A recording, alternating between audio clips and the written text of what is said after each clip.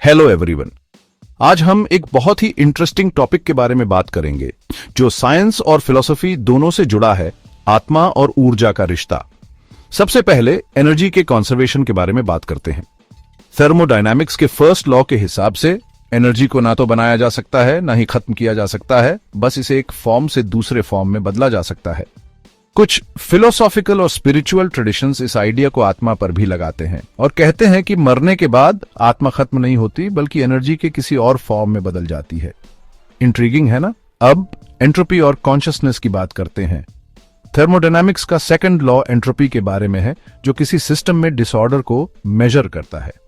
Thermodynamics का second नियम यह बताता है कि किसी भी सिस्टम में जितनी ज्यादा एनर्जी रिलीज होती है वह सिस्टम उतना ही स्टेबल स्टेज में होता है, उसकी एंट्रैपी उतनी ही ज्यादा होती जाती है।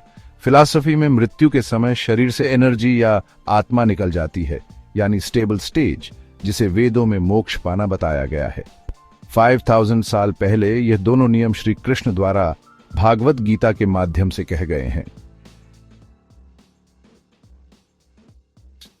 ध्यान रखने वाली बात यह है कि ये आइडियाज साइंटिफिकली प्रूवन नहीं है और बस स्पेकुलेशन और फिलोसॉफिकल डिबेट में ही रहते हैं। तो सोल के बारे में साइंटिफिक पर्सपेक्टिव क्या है? मॉडर्न न्यूरोसाइंस बताता है कि ब्रेन और कॉन्शियसनेस का आपस में गहरा रिश्ता है। साइंटिस्ट्स कॉन्शियसनेस को ब्रेन में होने वाले फिजिकल और केमिकल प्रोसेसेस के थ्रू समझने की कोशिश कर रहे हैं। अभी तक सोल या ब्रेन के बाहर कॉन्शियसनेस के होने का कोई साइंटिफिक एविडेंस नहीं है। कुछ साइंटिस्ट्स कॉन्शियसनेस और सोल को समझाने के लिए क्वांटम फिजिक्स के प्रिंसिपल्स भी एक्सप्लोर कर रहे हैं।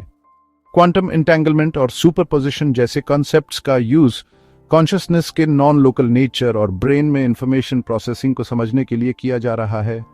ये फील्ड अभी शुरुआती स्टेज में है और इन थ्योरीज की वैलिडिटी पर डिबेट्स चल रहे हैं। एक बड़ी चैलेंज है सोल को साइंटिफिकली मेजर करना।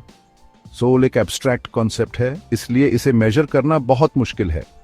अभी कोई साइंटिफिक टूल्स या मेथड्स नहीं है जो सोल के होने या उसके प्रॉपर्टीज को एक्यूरेटली मेजर कर सके। सोल से जुड़े एक्सपीरियंसेस अक्सर सब्जेक्टिव होते हैं, इसलिए ऑब्जेक्टिवली वेरीफाई करना मुश्किल होता है। नियर डेथ एक्सपीरियंसेस, एनडीईज और दूसरे मिस्टिकल एक्सपीरियंसेस को सोल के होने के एविडेंस के तौर पर बताया जाता है, लेकिन इन्हें साइंटिफिकली एक्सप्लेन करना मुश्किल है। साइंटिफिक मेथड फिजिकल वर्ल्ड को स्टडी करने के लिए बहुत इफेक्टिव है, लेकिन एब्स्ट्रैक्ट और स्पिरिचुअल कॉन्सेप्ट्स को समझने में इसकी लिमिटेशंस हो सकती है। कुछ फिलोसोफर्स का कहना है कि सोल साइंस के दायरे से बाहर है और इसे सिर्फ फिलोसॉफिकल या स्पिरिचुअल पर्सपेक्टिव से ही समझा जा सकता है। कंक्लूजन में सोल का कॉन्सेप्ट कॉम्प्लेक्स और कंट्रोवर्शियल है। साइंटिफिक पर्सपेक्टिव ब्रेन और कॉन्शियसनेस के बीच के क्लोज रिलेशनशिप को हाईलाइट करता है, वहीं कुछ साइंटिस्ट्स और फिलोसोफर्स सोल को एक्सप्लेन करने के लिए क्वांटम फिजिक्स और थर्मोडायनामिक्स के प्रिंसिपल्स का यूज करते हैं। इस एरिया में और रिसर्च की जरूरत है और सोल के होने और नेचर को समझने के लिए अलग अलग पर्सपेक्टिव्स को कंसिडर करना जरूरी है। देखने के लिए धन्यवाद। लाइक, शेयर और सब्सक्राइब करना ना भूलें ऐसे ही इंटरेस्टिंग डिस्कशंस के लिए।